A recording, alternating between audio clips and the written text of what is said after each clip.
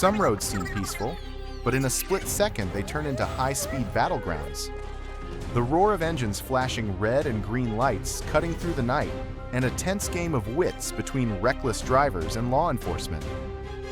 Behind the wheel, it's not just a getaway car, it's a life ready to dive into the abyss to challenge the law.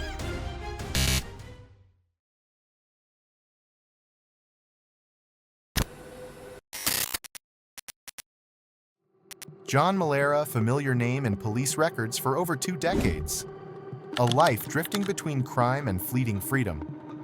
On March 25, 2025, a stolen white truck sped down the Wisconsin highway. It wasn't just an ordinary car, theft was the final chapter for a lifelong fugitive. When the metal shards scattered across the road, Miller's life came to an end.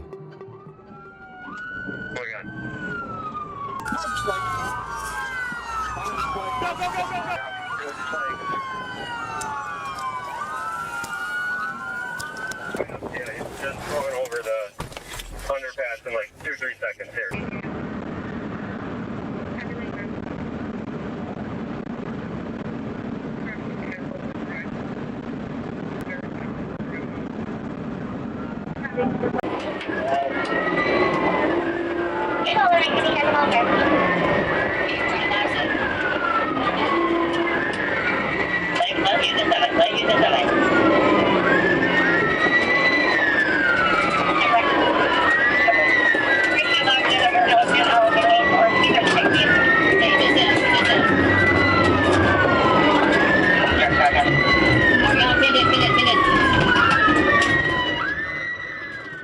Miller has a knack for turning routine traffic stops into nightmares. In December 2021, a simple traffic stop suddenly turned into a confrontation. Instead of cooperating, he chose to resist, forcing the police to take action.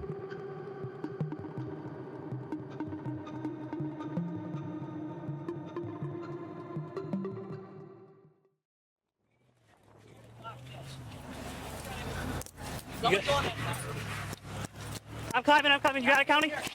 Come here. There's a dog in the seat. The dog is... Get the dog out! Turn it off! Down! Turn it off! Your dog's gonna get shot if you don't control it! All right, let's slow it down. Over there, watch crossfire! Start crawling. Your dog can stay there. Let's go. Let's go!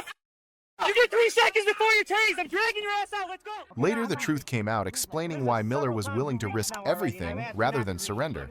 Step out of the car. Step out of the car. You're gonna get tased, Step out of the bro. car. What the? You're gonna get tased. Wait, what? Step out of the car. Step out of the vehicle. Why? Step out of the Wait a vehicle. minute. I didn't I did nothing wrong. I'd like to know why I'm stepping out of the vehicle. You haven't even given me a reason. You've been reaching for a weapon a couple times. I didn't reach for a weapon. I'm gonna tase you, man. For what? You're gonna get tased. For what? Comply. What? Comply before you get tased. You're gonna get tased. Tell me why. You're gonna get tased. Tell me why. You're gonna get tased. Wait a minute. Tell me why. Taser, taser, taser. You.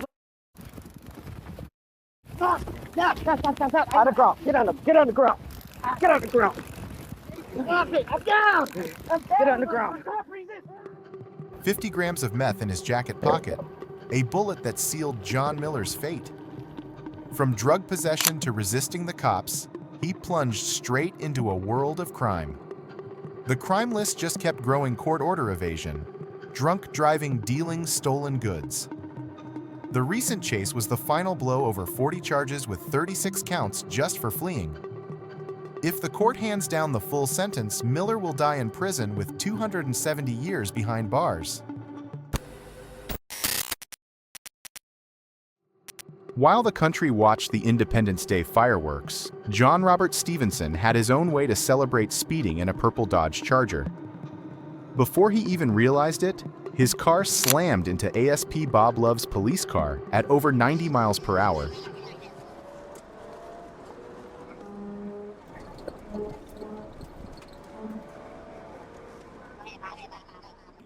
Stevenson was driving the Charger like it was a high-speed chase straight out of an action movie. He pulled far ahead of Love, sped past Parker, leaving the cops just watching him go. 30 minutes later, James Booth spotted the purple car speeding down the southwest frontage road in Little Rock. The new chase was about to start. 124 westbound. 248 Strawberry. 248. 25, you're showing me your shape. 10-4. I'm getting on the third row now.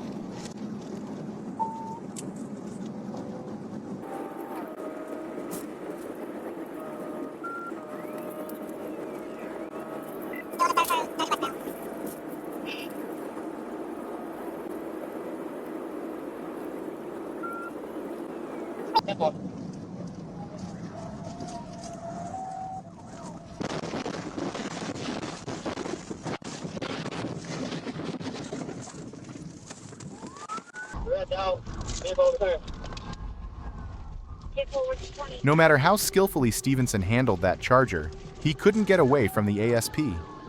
The chase ended with a bunch of charges evading assault and property damage. The worst part, driving 165 miles per hour in a 65 zone near the airport. This is a costly lesson for anyone who thinks they can challenge the law.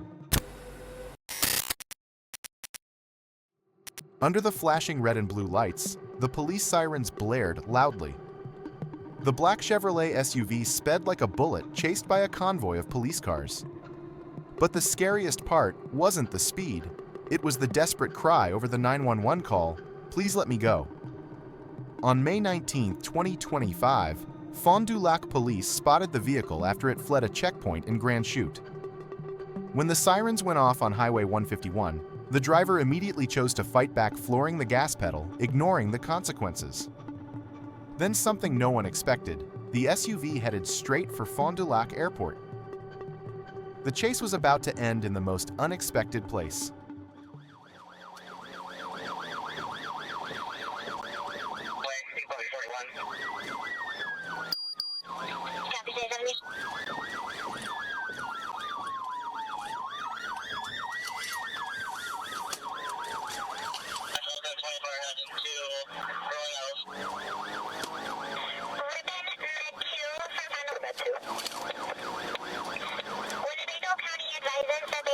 Have any first responders responding?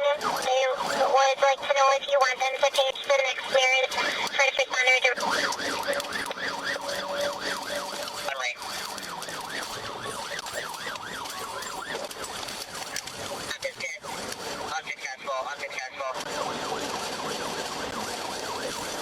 From Fond du Lac and point to point, Winnebago from Fond du Lac, point to... Rolling Meadows. My Lakeland clear. Next. Northbound Rolling Meadows, come up to Johnson. 6-2 to CF5, City will let the K9 call. Copy, we're going to be going eastbound on Johnson Street. Eastbound Johnson and southbound 41. Southbound 41 from Johnson. 41. 1050. We went down into the call to the Gore on the off ramp, or on ramp at 41.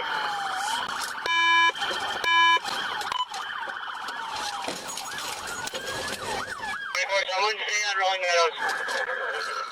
1050. The black SUV came to a stop, and 27-year-old Chaz Young stepped out carrying a heavy load of crimes from drugs and weapons to kidnapping and serious endangerment. Alonzo Tino, his equally dangerous accomplice. They had planned to shoot at the police, but the gun vanished without a trace. Then the car crashed into a swamp, and a backpack flew out through the broken window full of evidence inside. Amid the chaos, a panicked female voice could be heard calling 911. She was released and not charged. But the question remains, was she a victim or an accomplice?